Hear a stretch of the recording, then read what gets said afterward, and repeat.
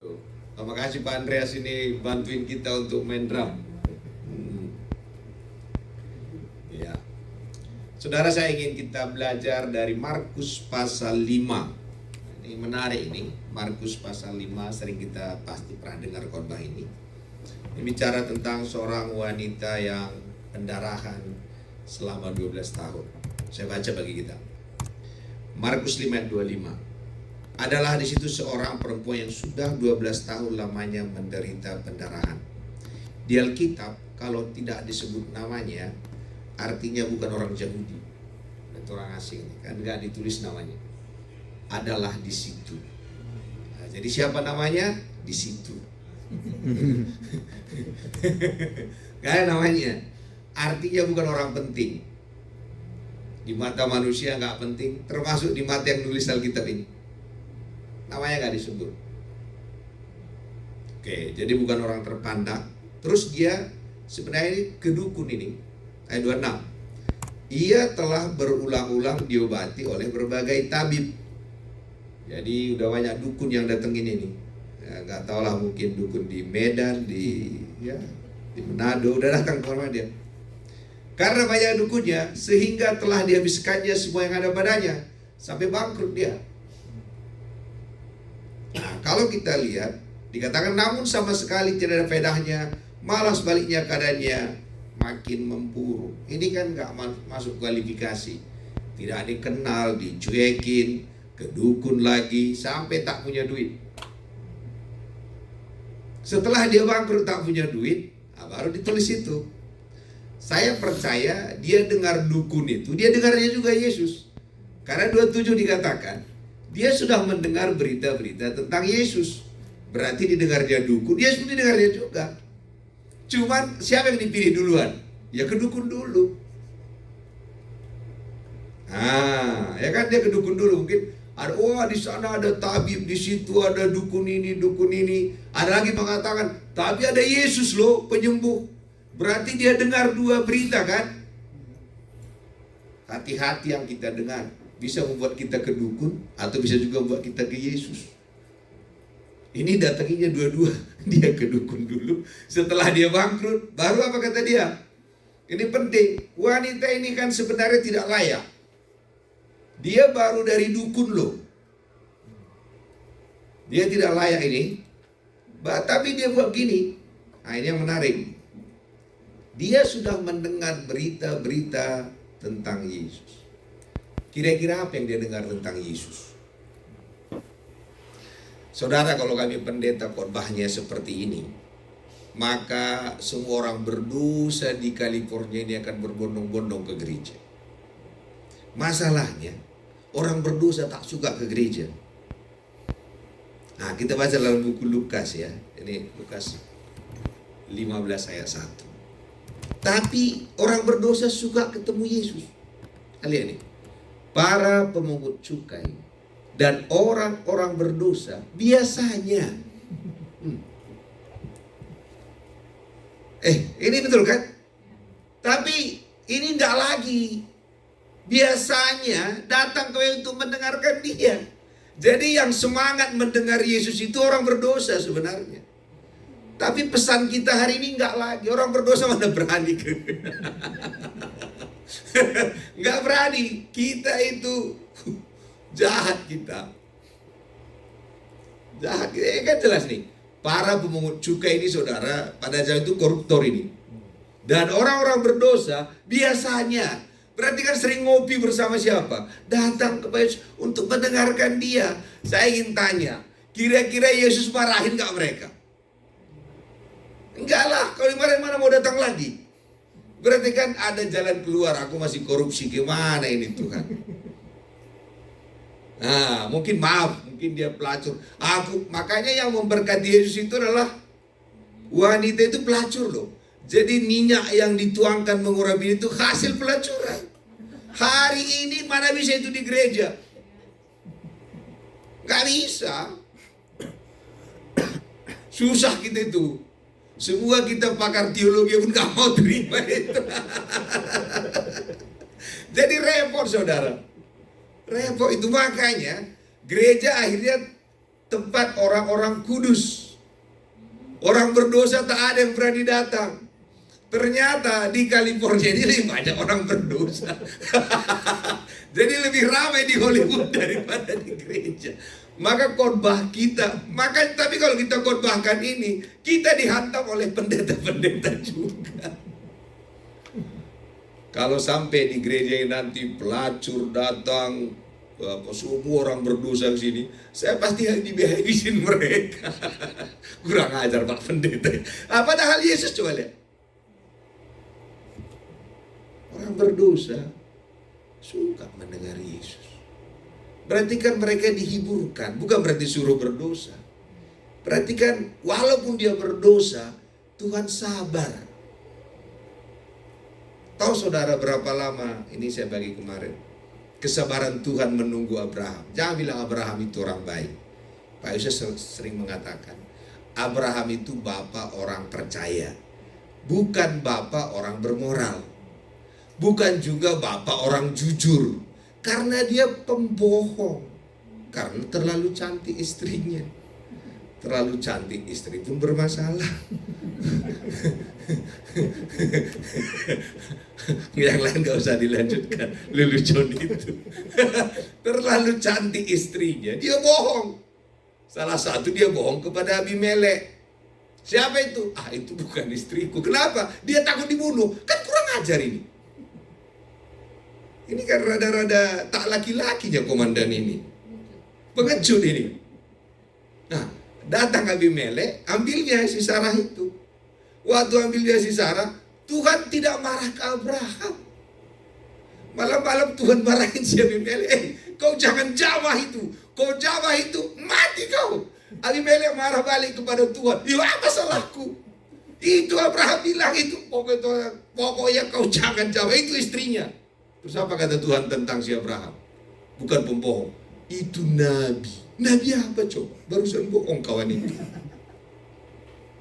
Saudara, ini nggak dikhotbahkan ini di gereja. Ada ketakutan. Nanti mereka suka-suka mereka. Ya berarti Tuhan salah khotbah dong.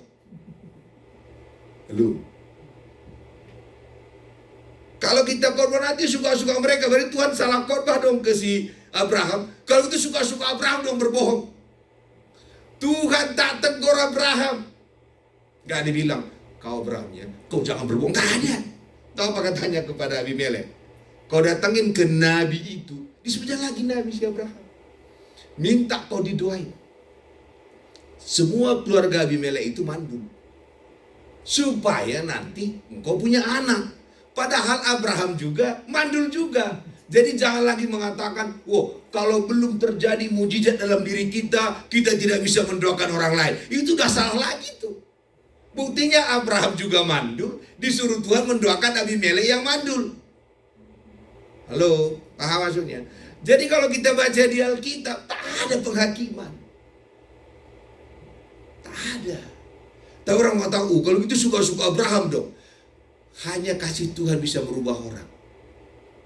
Ini maaf ini ya, ini kalau direkam, tapi ini dulu. Ada dulu yang, jangan rekam nanti banyak orang sakit hati. Ada dulu di sekolah kami itu, ya rada-rada kece. Tak lepas-lepas setan itu. Masukkannya ke ruangan khusus. Kau apain, kau bilang? Rohnya aku serahkan ke Tuhan. Orangnya aku sikat. Tuhan kami. Dan dulu saya nggak begitu terima pelepasan. Karena waktu Yesus menyembuhkan orang, tak pernah lama. Pelepasan bisa 5 jam, bisa 5 hari, bisa 1 minggu. Jadi aku juga berpikir, kok tak lepas-lepas kawan ini? Ayatnya dari mana?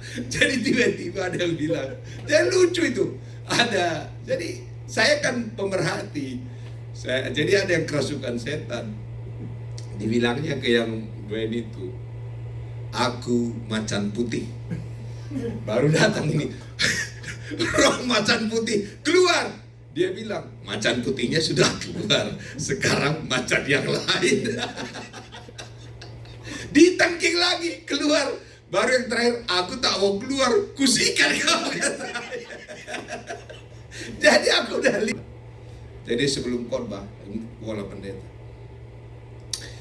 Saudara-saudara, tadi jam 12 malam Tuhan membangunkan saya. Apakah jemaat ketakutan semua kan? Dan Tuhan bicara dari jam 12 sampai jam 2 tentang saudara. Kan ngeri kita dengar. Ya, suatu hari aku coba kayak gitu. Baru Tuhan bilang, aku pembohong kau. Aku ikut dia Tuhan, dia juga pembohong. Tuhan bilang, kenapa kau harus takut-takutin anak-anakku itu? Itu anakku, kau pun anakku, kau sosokan kau di situ. Dari saya itulah saya, ternyata kami banyak penipu dari podium ini ya gitu. Ini kan saya ajarin supaya kalau nanti ketipu tahu gitu.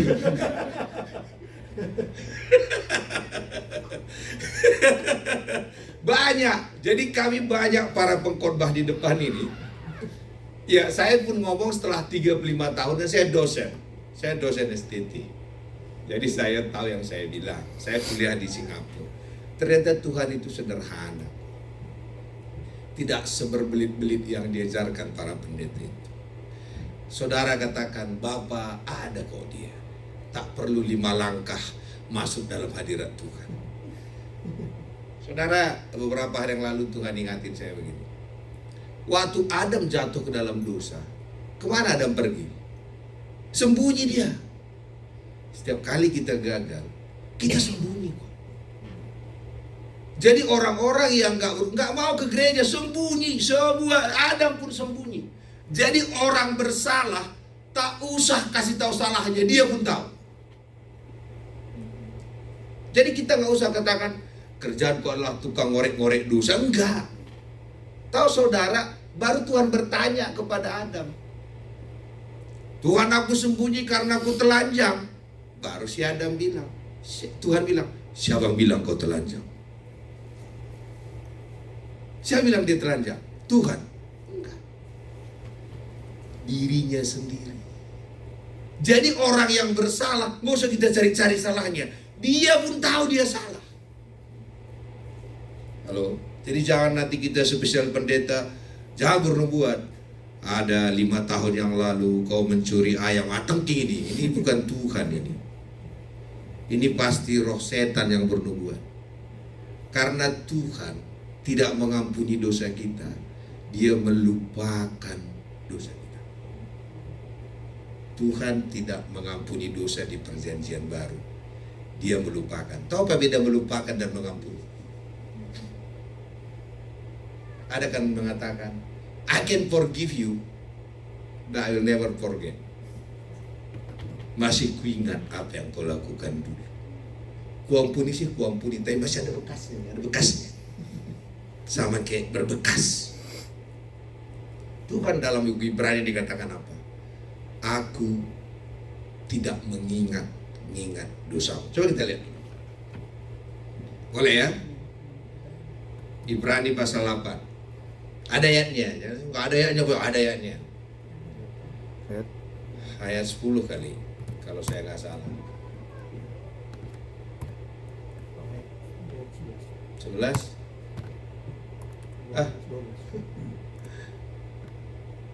Lihat. Sebab aku mengampuni kesalahan mereka. Tidak.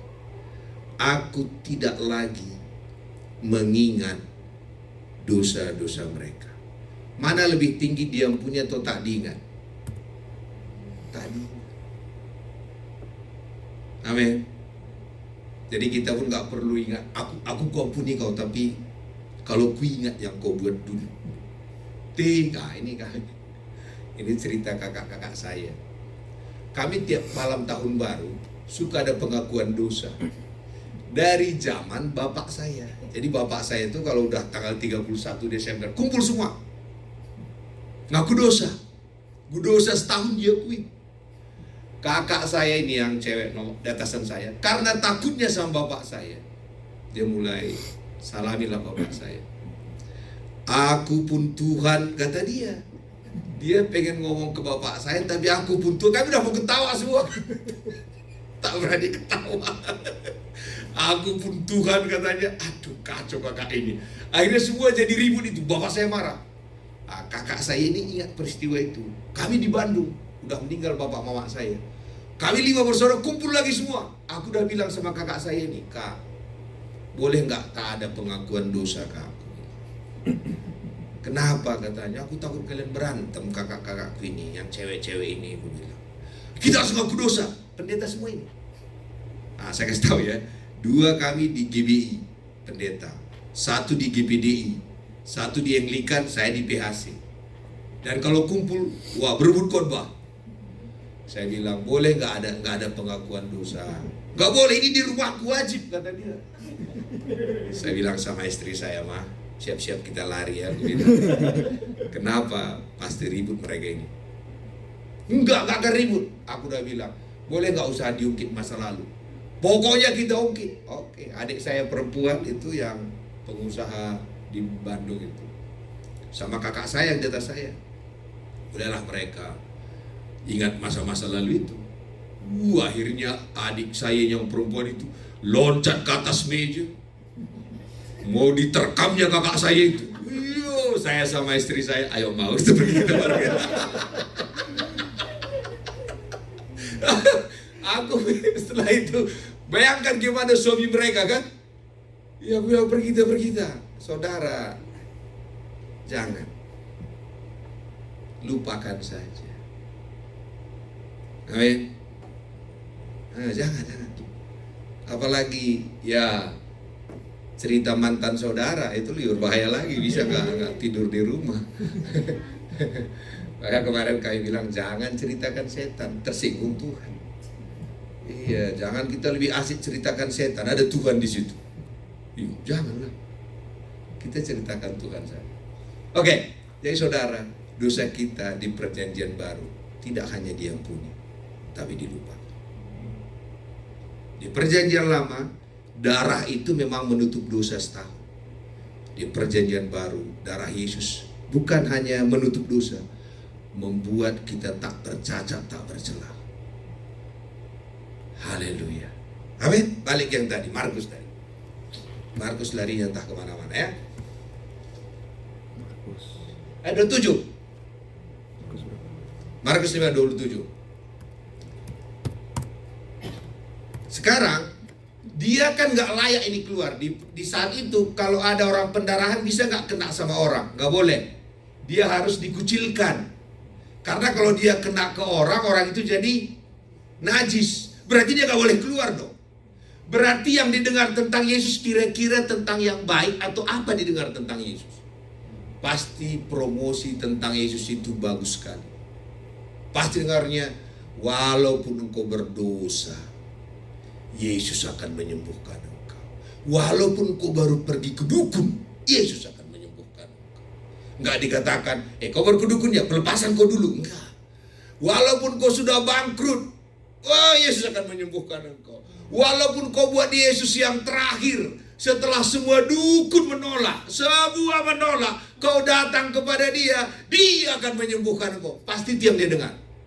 Kalau nggak berani dia keluar loh. Dia harus mempertahankan itu.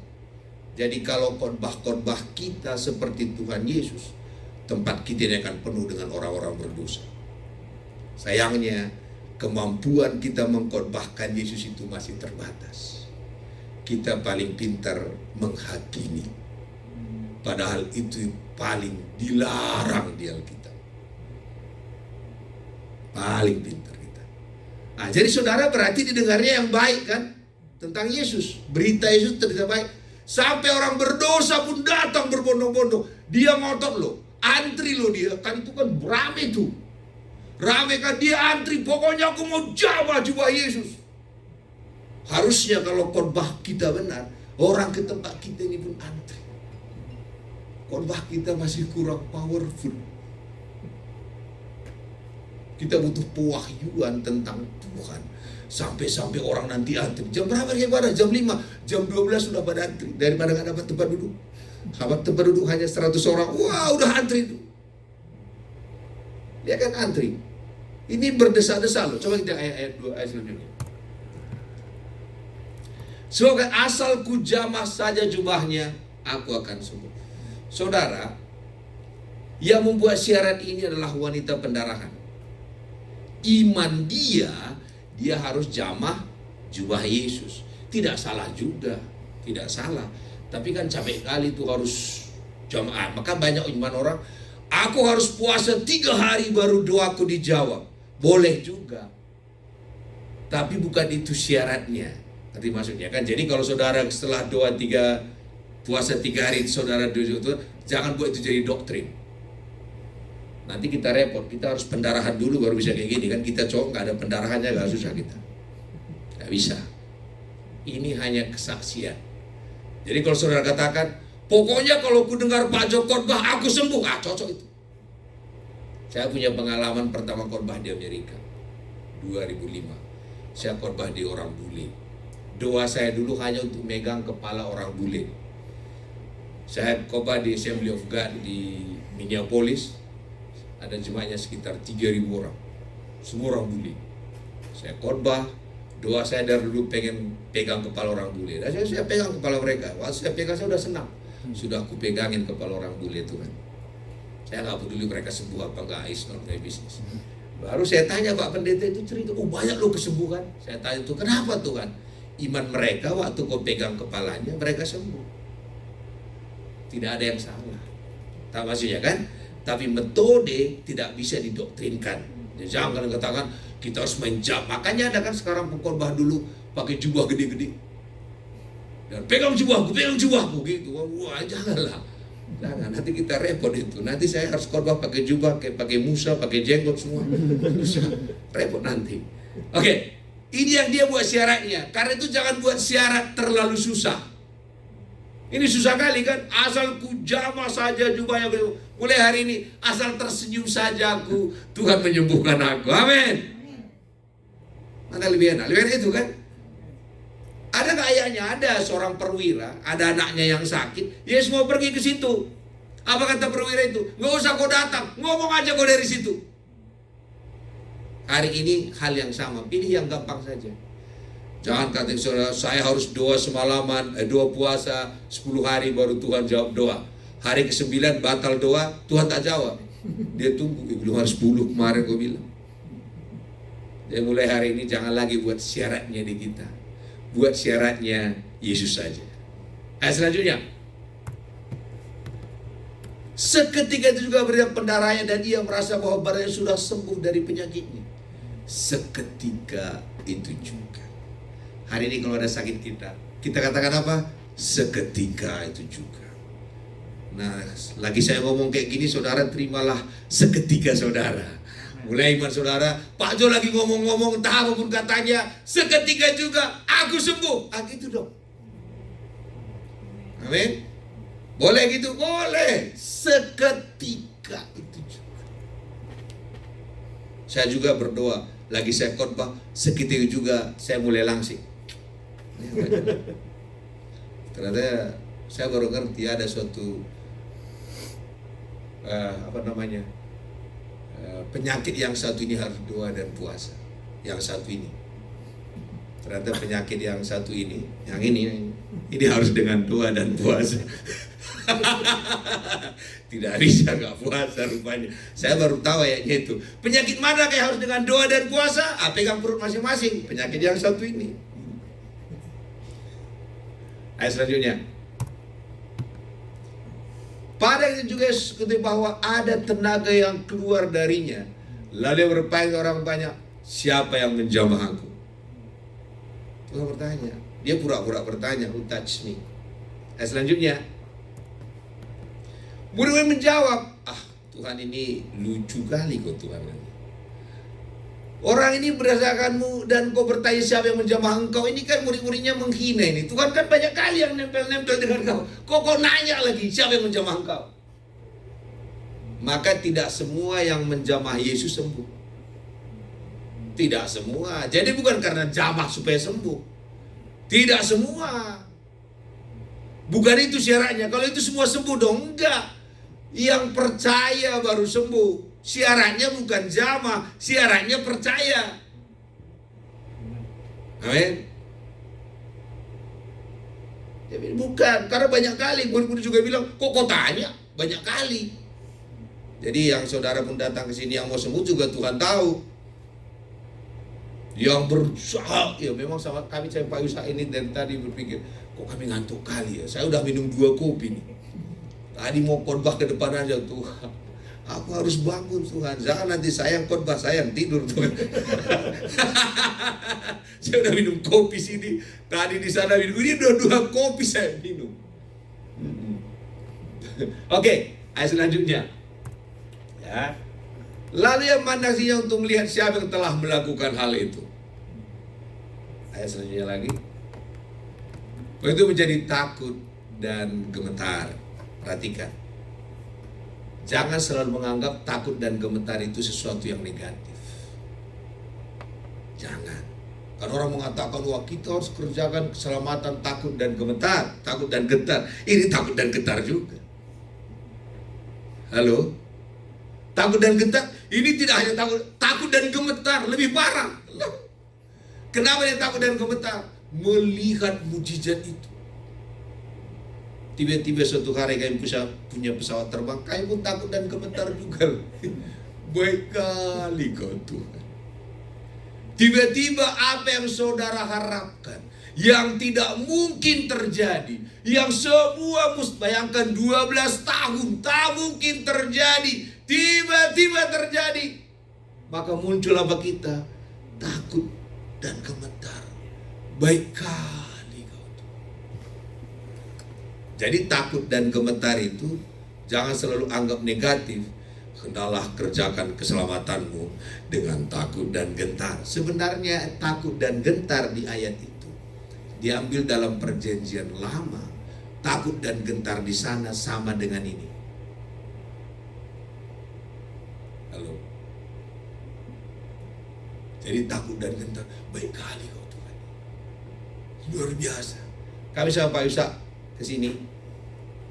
Waktu diundang, kami jujur waktu kami bersama ke sini, kenapa saya pernah masukkan, kami buat apa itu? Buat makanan bakso ya. Yang pernah masuk video saya masih kirain hanya kami berdua. Jadi bukan keluarga. Jadi kita bilang, kita nggak usah ngomong ya, kita bawa keluarga. Lihatlah kan iman kita. Ya karena kita sudah dihantar kakak kita itu tadi. Kita merasa tak berharga, hanya layak jadi tukang jual. Tiba-tiba datang pengacara itu telepon, pengacara gereja. Oke, kalian berdua tak boleh berdua, harus sama keluarga. Pertama 2 keluarga harus datang, nggak boleh enggak. Karena pengacara itu kan dibuka itu. Baru bilang aja ke mereka semua, kalian bayar ya mereka semua itu. Siap. Terus gimana? Kalian jangan pulang. Jangan dulu pulang. Pokoknya urus dulu semua. Kalian tinggal dulu sini sampai bulan 11. Semua dokumen urus dulu. Kalian pulang ke Indonesia nanti biar selesai. Setelah itu kan harus 2 keluarga. Kami pulang dari situ kan jadi merasa berharga diri kami. Ya kan? Itulah takut dan gentar itu. Ya jangan asal takut dan gentar seperti yang ketakutan. Enggak, kami pulang dari situ. Hanya 2 malam di Oklahoma. Semua surat-surat kami 2 malam saja. 2 malam itulah merubah hidup kami jadi terhormat.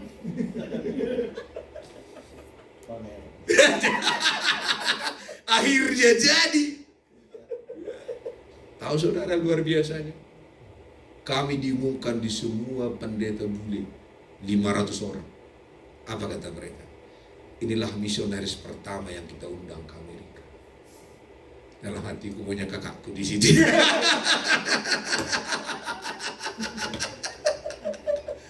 Saudara, melihat apa yang dibuat Tuhan itu, kita takut dan gentar. Bapak Ibu, Tuhan yang sama. Mungkin kita pernah direndahkan, dianggap tak berguna, disepelekan, dilecehkan. Tapi kita akan dimuliakan Tuhan. Jangan berubah pengakuan kita. Walaupun kami lagi mati itu tetap sultan dan pangeran. Masa dulu di buku Ibrani pasal 4. Tahu pertama kami sini waktu Jumat kami hanya 4 orang. Saya khotbah lebih bersemangat. Bukan nyemangati mereka, nyemangatin saya. Ibrani pasal 4 ayat 16. Masih banyak khotbah kita ini. Ayat 16 itu. Oke, ayat 14 coba. Ayat 14. Ini kekuatan kita. Karena kita sekarang, bilang sekarang. Sekarang itu lagi right now ya. Apa yang kita punya? Kita mempunyai imam besar agung. Bukan kita punya uang, enggak. Kita memiliki lebih daripada uang. Imam besar agung. Siapa kira-kira ini? Yesus yang telah melintasi semua langit. Arti langit di situ apa? Kekuasaan. Penguasa udara. Itu arti langit di situ. Ya, penguasa udara, mau roh apapun namanya. Apa kata Yesus? Aku sudah bel-beli mereka semua. Tahu bel-beli saudara? Udah kugajar semua itu. Mau langit ke-7, langit keberapa pun sudah kulewati semua. Udah dilewatinya roh kemiskinan. Dia sudah miskin. Dia udah lewatin segalanya. Wah, yaitu Yesus, Anak Allah. Baiklah kita berpegang teguh pada apa? Omongan kita jangan berubah. Di saat dompet kosong, di saat penyakit semakin parah, omongan tetap mengatakan, akulah putra raja, pangeran yang lagi metik, pangeran yang lagi buat bakso, tahu dan tempe. Tapi pengakuan tentang identitas kita jangan pernah berubah. Walaupun dunia memanggil saudara dengan semua nama, jangan akui itu. Walaupun kami nyaris jadi pelayan restoran. Seandainya itu terjadi Pak Isa. Kau anak raja. Bapakmu pemilik jagat raya ini. Jangan kau merasa rendah, mungkin visa belum keluar. Kita warga negara sorga. Sorga lebih kuat otoritasnya daripada Amerika ini. Pencipta nyawa Presiden Amerika ini bapakmu.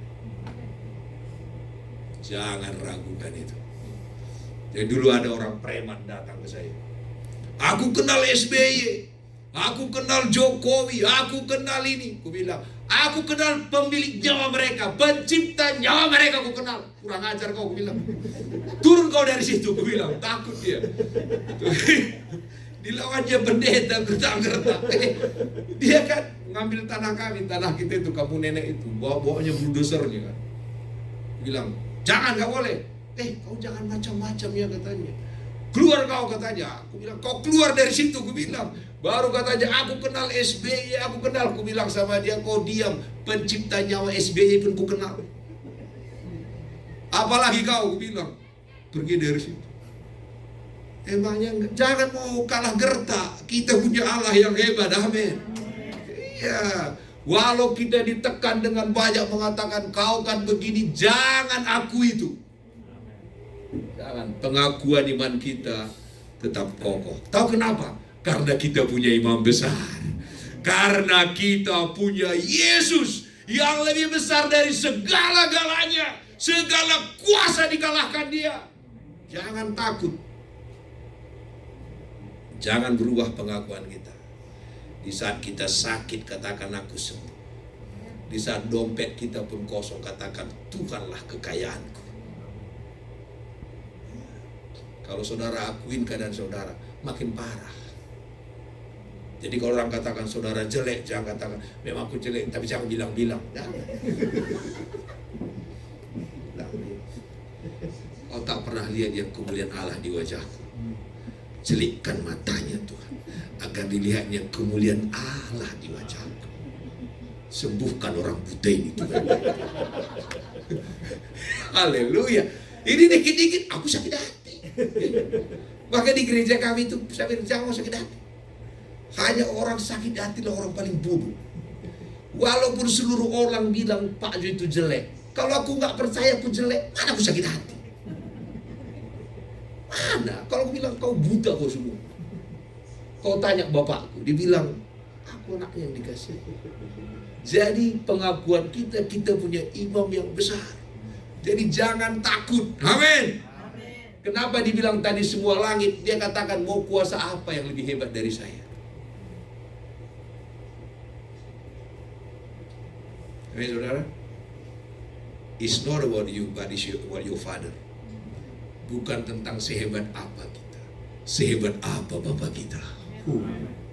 Ayat selanjutnya. So, yang besar kita itu bukan imam besar yang tidak dapat merasakan kelemahan-kelemahan kita. Dia mengerti. Dia tahu apa yang kita rasakan. Supaya sama dengan kita, ia tahu supaya hanya tidak berbuat dosa. Dia mengerti yang kita alami. Maka karena dia mengerti, ayat 16. Ini. Sebab itu, marilah kita dengan apa? Penuh keberanian sama kayak pemungut cukai dan orang berdosa tadi. Kebiasaannya kapan? Datang kepada Yesus. Amin, saudara. Jadi maunya tiap kali datang kepada Tuhan, penuh keberanian. Lihat anak yang hilang itu, penuh keberanian dengan segala keberadaan kita. Jadi bangun pagi-pagi jangan nyanyikan lagu Ku Cari Wajahmu. Kasihan Tuhan. Bayangkan, ku cari wajahmu. Tuhan bilang, tunggu ya, aku sembunyi dulu ya, sembunyi dulu ya, sembunyi. Ku tunggu bait kedua. Kenapa sih kita selalu merasa kita yang mencari Tuhan? Tuhan itu nggak hilang. Yang hilang kita, kok kita yang nyari Tuhan? Tahu saudara, waktu Adam jatuh ke dalam dosa, siapa yang kecarian? Tuhan. Di mana kau Adam? Apa kata Adam? Aku sembunyi Tuhan karena aku telanjang. Siapa bilang kau telanjang? Kan dirinya sendiri yang bilang. Terus dia sembunyi pakai apa dia? Pakai kain itu, pokok ara ya. Mungkin besok dapat korbankan. Kenapa akhirnya Tuhan kutuk pokok ara? Yesus kutuk pokok ara. Tanpa sebab kan dikutuknya pokok ara itu. Tuhan ingatkan kembali ke zaman Adam. Pokok ara itulah perbuatan manusia. Ingatkan waktu tiba-tiba Yesus datang, dikutuknya pokok ara, ingat gak itu? Itu perbuatan yang dilakukan Adam menutupi dosanya. Tuhan katakan, jangan kau lakukan itu. Akhirnya apa yang terjadi? Tuhan bunuh. Pembunuh pertama di dunia ini adalah Tuhan. Bukan Kain dan Abel, belum ada mereka. Yang dibunuh apa? Domba. Gak mungkin ada kulitnya tanpa dibunuh domba itu. Dari mana itu? Namanya oke, mana kulit jual? Jadi kulit mana? Dia harus sembelih. Dan waktu Allah menyembelih domba itu, tahu apa yang diingatnya? Anaknya. Dan waktu diingatnya itu, diingatnya kita semua. Dia katakan, aku sudah sembelih, aku sudah bayar upah dosa itu. Jadi jangan merasa kalau engkau gagal Tuhan tak berkorban. Dia berkorban. Disembelih, diambilnya. Bayangkan Tuhan itu berarti dia harus belah-belah itu kan ngambil kulit itu gampang itu, darahnya baru. Dialah yang tenor pertama kan, dipakaikannya lah itu ke Adam dan Hawa. Melambangkan siapa itu? Yesus. Maka ada Alkitab, ku kenakan jubah pujian. Itu kan jubah Kristus kita kenakan, kebenaran Kristus. Jadi hari ini waktu Tuhan melihat kita, dilihatnya domba, ada Yesus dalam diri kita. Dan karena apa? Supaya kita menerima apa? Rahmat dan menemukan kasih karunia untuk mendapatkan pertolongan kita pada waktunya. Jadi apa nama tahta Tuhan? Apa kata itu? Tahtanya namanya? Tahu arti tahta kasih karunia? Sesuatu yang kita tidak layak dapatkan, kita dapatkan, itu namanya karunia. Kalau saudara layak mendapatkannya, itu namanya nggak karunia. Jadi kalau ini saudara merasa tak layak mendapatkan rumah di Amerika, engkau dapatkan itu karena kasih karunia Tuhan. Saya korbanin saudara, saya korbanin juga diri kami. Kami belum punya rumah di Amerika. Kalau mau beli, iya, karena di sorga pun kan nggak ngontrak kita. Kami juga masih ngontrak. Sama-sama kita. Tapi kami bilang sama Tuhan, Tuhan, tahtamu tahta kasih karunia, tahta tak mungkin. Kami pun tak mungkin dengan uang kami beli rumah di Amerika ini. Tapi kan kau punya dompet yang lebih besar dari dompet kami. Dompetmu adalah dompetku Tuhan. Kan lagunya, engkaulah kekuatanku, engkaulah kekayaanku. Boleh gak? Boleh. Engkaulah sukacitaku. Aku nanti jadi nyanyi. Fernando udah ada. Kau cigi. Janganlah gitu. Aduh. Kalau di Amerika kita bisa layak ya. Di Batam kita nggak layak kita. Jadi saudara lihat. Datang kepada Tuhan. Jadi waktu Allah itu Allah mencari manusia. Baru kita lihat Yesus. Kalau saudara baca Yohanes 3:16, masih bisa ya, masih kuat dengar ya, masih ya, belum mau ini. Aku harus semakin tak banyak orang, saya semakin semangat buat bukan menyemangatin diri saya. Yohanes 3:16. Supaya tahu latar belakang Yohanes 3:16. Latar belakangnya, kan ini ayat terkenal kan? Latar belakangnya dari mana? Ayat 16. Latar belakangnya itu pasti ayat 15. Ini kan pewahyuan itu. Ayat 15. Sebelum ayat 16 ayat 15 kan? Loh. Ayat 15. Oh, kalau gitu ayat 14. Ya. Dan sama seperti Musa meninggal ular di padang gurun, juga anak manusia harus ditinggikan. Kenapa ditinggikan ular di padang gurun? Orang Israel berkokok. Kok begini, kok begitu. Tuhan marah. Tuhan juga tak sanggup dia orang berkokok. Apalagi suami saudara. Jangan suka berkokok. Tuhan pun give up. Ya, lihat ke depan ya. Jangan lihat. Tuhan pun give up karena mereka berkokok. Tuhan tak sanggup. Apalagi gembala Pak ya. Jadi tak sanggup itu Tuhan kirim ular, dipatok ya semua orang itu. Setelah dipatok matikan semua. Baru mereka berdoa, apa solusinya? Tuhan katakan apa? Mati ular, engkau sembuh. Enggak. Solusinya, perhatikan. Tuhan tidak bisa melakukan apa-apa di luar Yesus. Lihat tadi, waktu Adam berdosa, dia sebelah apa? Domba. Melambangkan siapa? Yesus. Waktu dunia ini gelap, tak berbentuk, tak berkosong, kosong semua, supaya bisa berbentuk, Tuhan harus apa? Berfirman. Firman itu apa? Yesus. Ini tadi setelah mereka jatuh ke dalam dosa, Tuhan gak katakan, sekarang mati kau ular dan semua penyakitmu sembuh. Gak bisa. Tuhan butuh apa? Yesus lagi. Jadi kalau saudara khotbah Yesus tak pernah salah, karena Allah pun melakukan hal yang sama. Maka diangkatlah. Tadi kan disuruh Tuhan ular patokin mereka. Kan bisa Tuhan katakan, ular kau patok balik ya, tapi sekarang sembuh. Boleh gak dibuat Tuhan kayak gitu? Boleh dong. Suka-suka dia.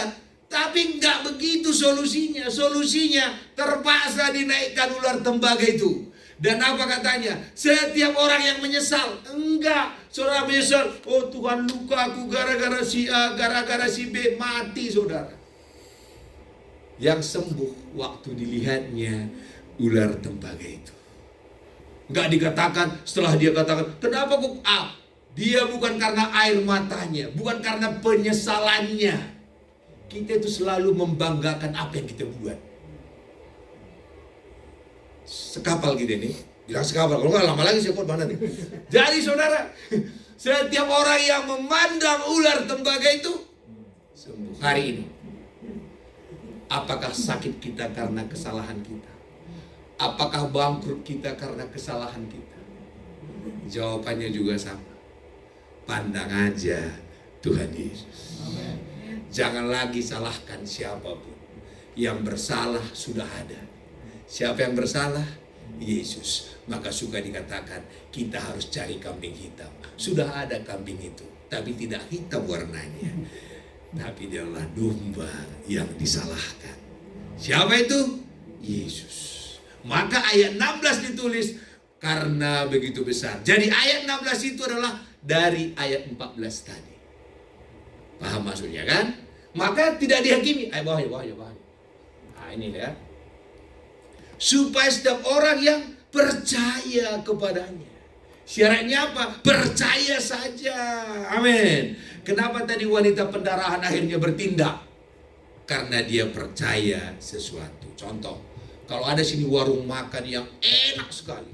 Baru saya katakan, di situ enak banget loh. Situ pokoknya enak, murah. Kalau saudara percaya yang saya katakan itu, saudara akan keluar dari kursi saudara, cari ke sana. Tindakan itu adalah buah kepercayaan. Maka jangan hakimi orang dari tindakannya. Saya harap kita paham ini. Jadi kenapa orang gak rajin ke gereja? Ya karena kita tidak sanggup untuk memberitakan khotbah yang bagus supaya mereka datang. Atau penyembahan yang bagus. Jadi jangan salahin mereka dong. Salahin masakan kita yang kurang enak. Di mana-mana masakan enak dikejar orang. Termasuk dia di sudut-sudut kota. Begitu ya. Kami kalau di Manado ada masakan yang paling kami promosikan sampai sekarang. Rahang tuna. Kemanapun kami pergi, masakan terenak di Manado apa? Rahang tuna. Maka setiap teman kami yang ke Manado tahu yang dicari, rahang tuna. Mereka percaya yang kami katakan, mereka percaya juga taste kami, taste sultan. Jadi kalau kami Manado, pagi rahang tuna, siang rahang tuna, malam pun rahang tuna. Pagi, siang, malam rahang tuna. Kami tidak cari lagi yang lain itu. Nah, kalau belum pernah merasakan nanti pulang ke Manado, cari itu. Kalau enggak saudara menyesal. Harusnya khotbahnya begitu. Jadi orang mencari Yesus, bukan rahang tuna saja. Ini khotbahkan rahang tuna begitu menggiurkan, khotbahkan Yesus begitu menakutkan. Kami para pendeta harusnya promosi Yesus kemana-mana. Jadi lagi belajar ini. Jadi saudara sini saya lagi belajar.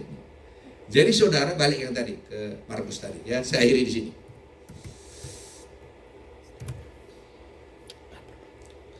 Markus ayat 33.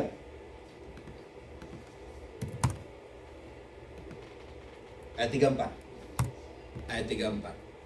Lihat Tuhan. Dengan ketakutannya tadi, takut dan gemetar, apa kata dia? Hai anakku.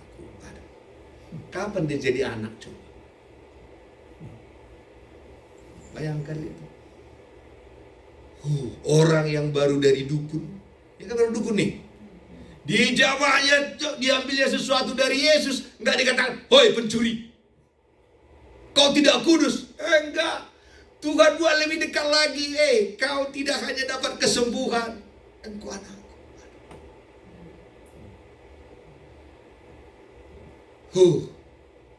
Kalau wanita yang sebejat itu, kenapa saya bejat? Kedukunnya dia. Enggak dikatakan, kau anak dukun kau ya. Status dia langsung dirubah Tuhan. Hai anakku. Hari ini juga Tuhan bilang kepada saudara, hai anakku. Dia bapak kita. Apa katanya? Imanmu telah menyelamatkan engkau. Di manakah wanita yang belajar iman? Dia enggak belajar di sini. Perhatikan ya. Wanita itu melihat apa? Kebaikan Tuhan, melihat kuasa Tuhan. Bagi Tuhan, waktu kita lihat kebaikannya dan kuasanya, bagi dia itulah iman. Sekarang ini. Bagian kita melihat kebesaran Tuhan, kuasa Tuhan, kedahsyatan Tuhan, dan bagian Tuhan itu dikatakan iman. Iman bukan untuk kita melihat, iman untuk Tuhan melihat. Jadi jangan lihat iman kita, nggak perlu itu. Yang perlu kita lihat Tuhan. Waktu kita lihat Tuhan dengan segala keperkasannya, dilihatnya itu iman dalam diri kita. Jadi bagian kita bukan untuk melihat iman kita, melihat hebatnya Tuhan kita. Ayo, iman, pergilah dengan selamat dan sembuhlah dari penyakit. Nah, saudara, hari ini Allah yang sama. Saya nggak tahu apa kebutuhan kita. Waktu kita katakan, engkaulah penyedia rumah bagiku, maka Tuhan melihat itu iman. Engkau jugalah yang memberikan kebutuhan keuanganku, Tuhan lihat itu iman. Kecuali saya bilang, ini baru teologi kemakmuran. Saudara kasih uang ke gereja ini baru kau diberkati, itu nggak benar. Itu nggak benar. Tapi kalau saudara, Tuhan memberkati saudara, dan setelah saudara berkati, saudara punya rumah, dan saudara pengen buka home sale di situ, berarti rumah itu buat kemuliaan Tuhan kan? Tapi jangan doa begini, Tuhan berikan aku rumah, nanti ku pun jadi homesel. Itu nyogok namanya. Gak usah sogok komandan itu. Bilang sama dia, karena aku anakmu, aku layak dapat rumah, dapat mobil, aku dapat layak hidup di Amerika itu. Dan kalau nanti suatu hari saya tergerak untuk gua jadi homesel, terserah. Tapi bukan gara-gara homesel itu nyogok namanya. Tuhan, kesogok kau Tuhan. Kita orang Indonesia kalau nyogok di mana-mana Tuhan kita sogok-sogok. Bertobat kita, nggak bisa kita sogok Tuhan. Memang Tuhan nggak tahu akal-akal kita. Penipunya kau katanya, tahu. Itu yang Petrus kan dibilang, Tuhan, walaupun semua meninggalkan engkau, aku tidak akan. Terkesan gitu Tuhan. Enggak, kau penipunya kau. Nanti ada wanita ngomong kamu sudah mengkhianati. Saudara, wanita itu membutuhkan kesembuhan. Dilihatnya kebaikan Tuhan. Saya nggak tahu apa yang saudara butuhkan. Saya berdoa bagi kita. Saya yang berdoa, kita pakai berdiri saudara. Saya pengen tumpang tangan bagi saudara. Saudara juga bisa buat iman yang sama. Kalau nanti Pak Jo tumpang tangan kepalaku, aku pengen ini terjadi. Entah apapun itu. Jadi ada dia poin kita, iman kita terjadi di situ. Terima kasih Bapak yang baik. Jadi kalau Bapak didoakan saudara, saya nggak tahu apa yang kebutuhan saudara, apakah itu mengenai kesehatan, mengenai masa depan, mengenai rumah, apa saja. Saya berdoa bagi saudara, kau bisa maju ke depan. Terima kasih Bapak yang baik buat semua kebaikan. Wanita pendarahan itu belum menjadi anak pun punya iman yang besar.